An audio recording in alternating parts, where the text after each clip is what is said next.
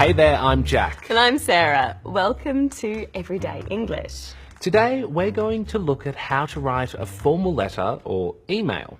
A formal letter or email is one that you'd send to someone that you don't know, or to someone in a position of authority. For example, your boss. It will probably look quite different to an informal letter, the kind that you'd send to a family member or a friend. There are lots of different situations where you might need to write a formal letter or email. For example, at work, to communicate with colleagues and clients, or to make a complaint, or to say thank you, to apologise, to request something, or to apply for a job.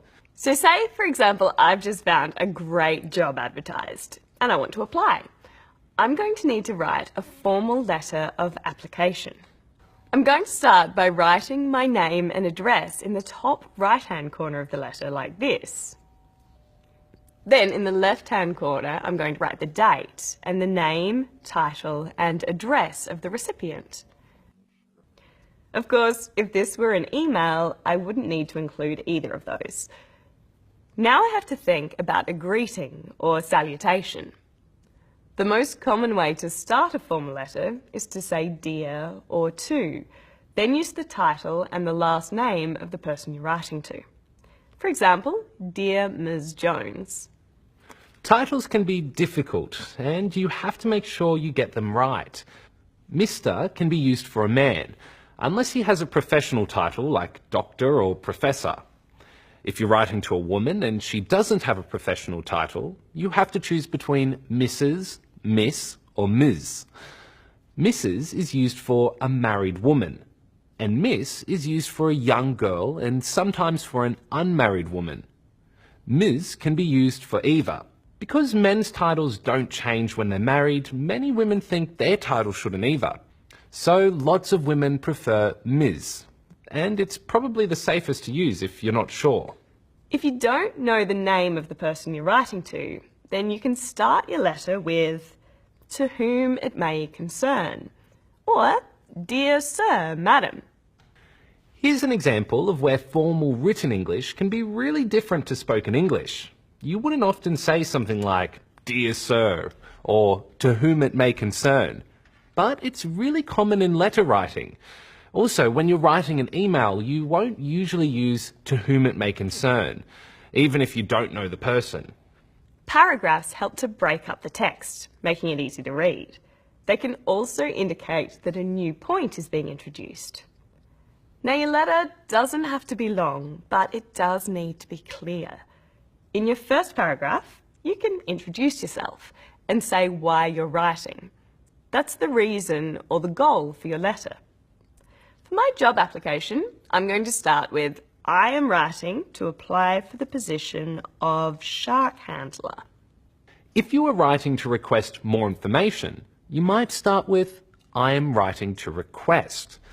To confirm an appointment, you might say, I am writing to confirm. If you were writing in response to something, you could say, I am writing in response to. You might be writing to provide more information. I wish to inform you. Or you might be writing to apologise for something. I am writing to apologise. The second paragraph can be used to further explain your reason for writing, or to give specifics or examples. And the third can be used to make suggestions of what should be done to accomplish your goal or solve your issue. Here, you could say something like, please don't hesitate to contact me. Please let me know as soon as possible.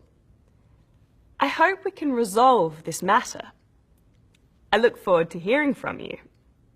Then it's time to sign off your letter. The most common phrases to use in a formal letter are yours sincerely, yours faithfully, or best regards, followed by your signature and finally your name. If it's an email you're writing, then your name should be enough.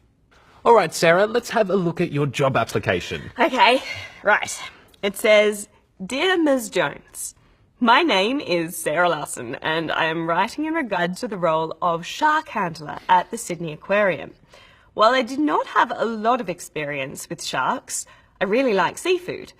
I am a fast learner and a fast swimmer, and I feel I would be an excellent addition to your staff. I hope to hear from you soon. Let's have a look at another example of formal writing. This is an example of a formal email that you might send to a university lecturer.